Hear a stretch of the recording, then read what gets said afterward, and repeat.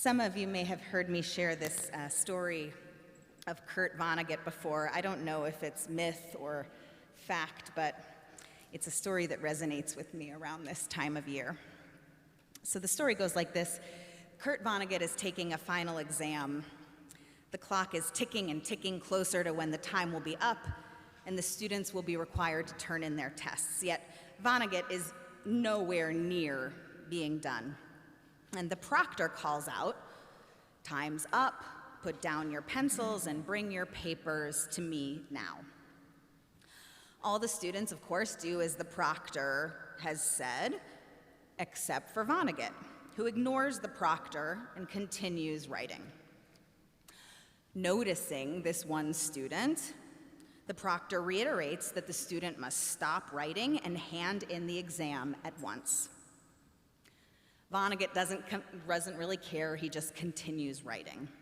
The proctor, now significantly annoyed, states out loud, "For every minute you do not bring me your exam, you will be deducted 10 points off of your grade."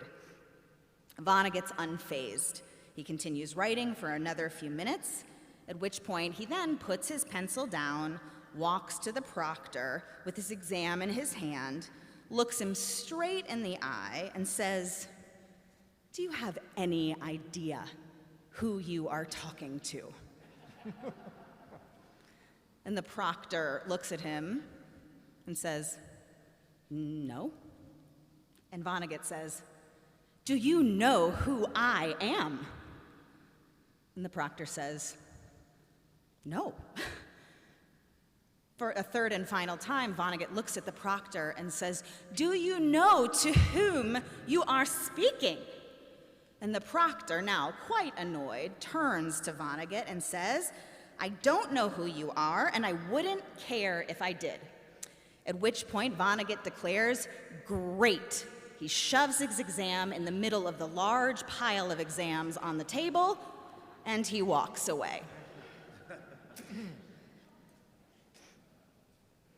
Vonnegut's identity, of course, is lost on purpose. And the truth is, we're no strangers to our identities getting lost in our proverbial piles, too.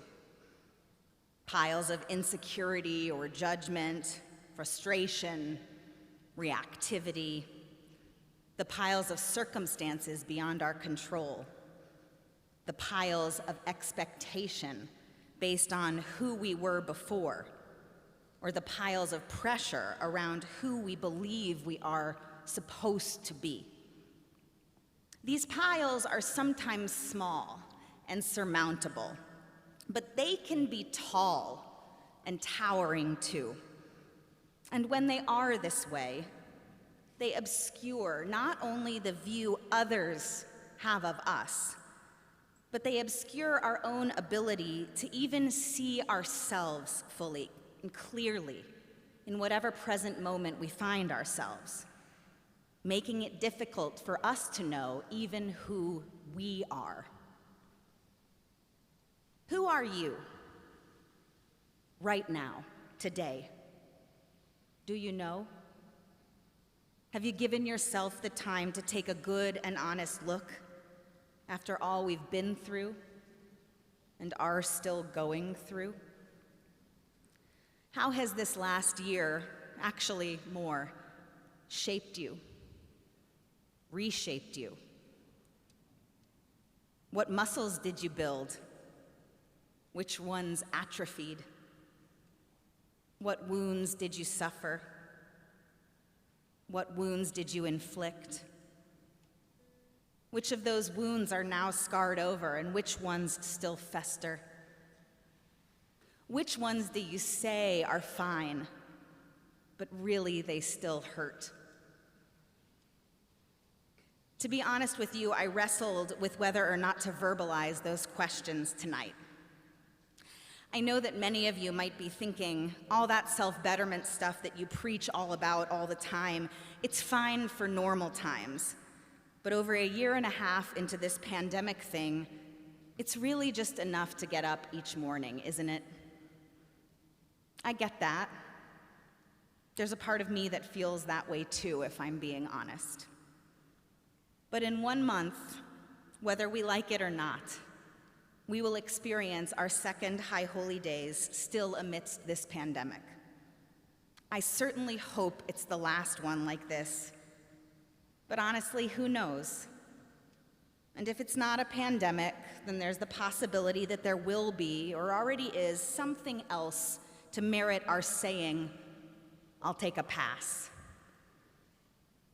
But here's the truth. Nothing is promised in our lives. If we didn't know that before these last 20 months, we certainly should now. We get one life, and we don't get to choose most of what happens to us in that life. What we do get to choose is how we respond to what we face and who we will be in the face of it. Who do we want to be? One lifetime as the souls we know ourselves to have been, the souls we are right now, and the souls we can yet be. Do we really want to take a pass on that possibility of claiming ourselves, our responsibility, of filtering away those piles so we might yet become better versions of ourselves, even amidst these still seemingly surreal circumstances? As I mentioned earlier, tomorrow night marks the beginning of Elul, this time of cheshbon hanefesh, self-examination and introspection, all in an effort to advance our own teshuvah process, that call for returning to the essential demands of the High Holy Days in being the best of who we can be. Why is that important to have this prep time? Because there's no way to think and really do the work of teshuvah, of making real commitments to stick to something or change our ways, to say I'm sorry or to say I forgive you, without having taken the time to reflect deeply, honestly, to see who we are, to see those places where we've hit the mark, but also the places where we missed that mark too. And the only way to do that is to actually take the time to look, to see. Otherwise, and I'm not giving you a pass for the High Holy Day services, but it's sort of a waste. It's no coincidence then that the actual word that means to look or to see, in Hebrew it's re'eh, it appears in a disproportionately high concentration throughout the next 4 weeks' Torah portions.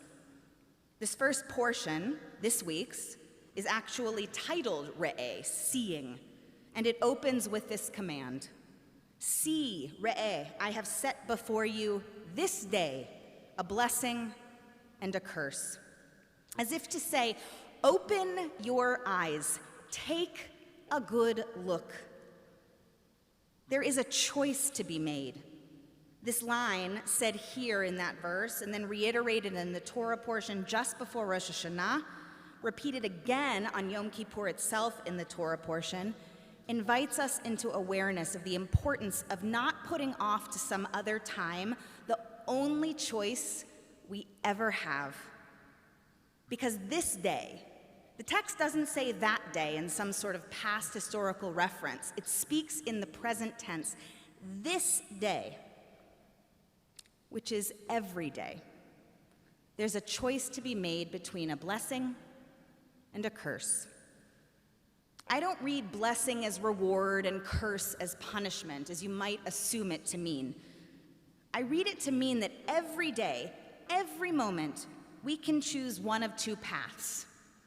To see our life as a blessing, that because we are alive, we have the ability to make a difference, to be better, to create space, to see possibility and potential, or to see our lives as a curse, devoid of meaning and purpose.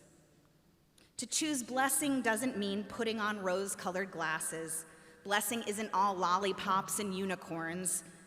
To choose blessing this day, every day, invites a 360-degree good look at oneself. The stuff that's easy and obvious, and the stuff that's hard and hidden too.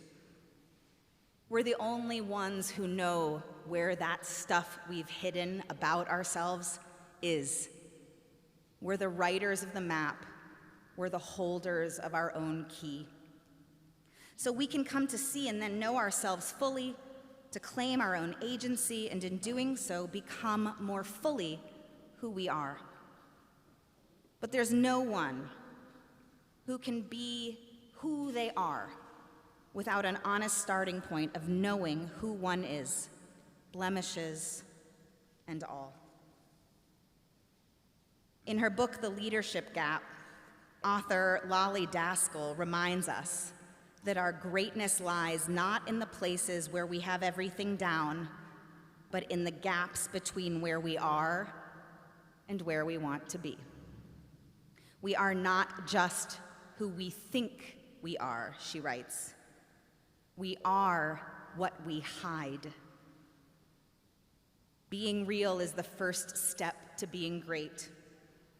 As humans, we will never be perfect, but we can be the best versions of ourselves. And not just after the storm has passed, at some final destination looking back, but at every step along the way. This day, every day, so long as we choose to take up that offer. Shabbat Shalom.